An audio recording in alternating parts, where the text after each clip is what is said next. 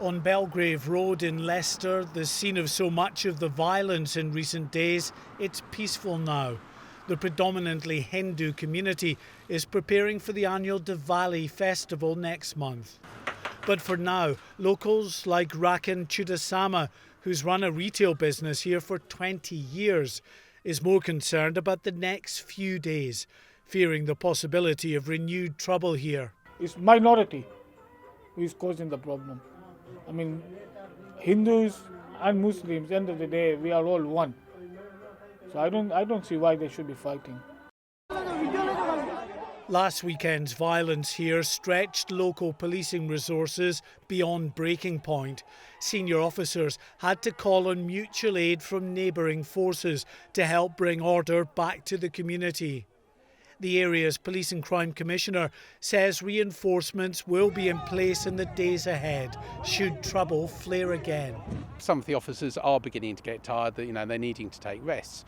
But the neighbouring police forces have been absolutely wonderful. They have not stinted in sending us additional officers, together with all the equipment that they need.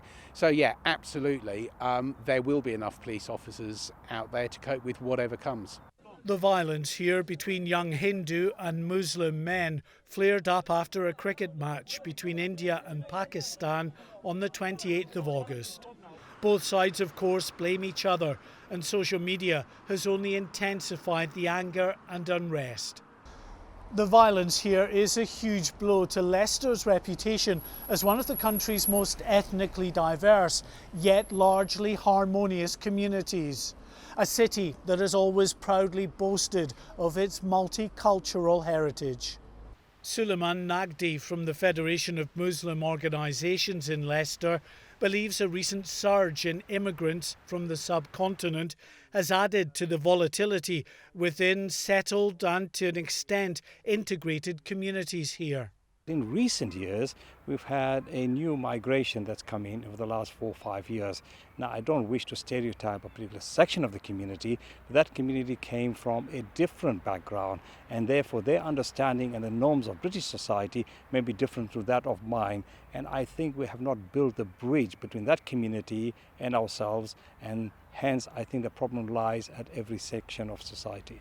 Despite the calls for calm, it's clear that below the surface there are those prepared to exploit ancient animosities and import the kind of interfaith intolerance that has so divided much of the Indian subcontinent.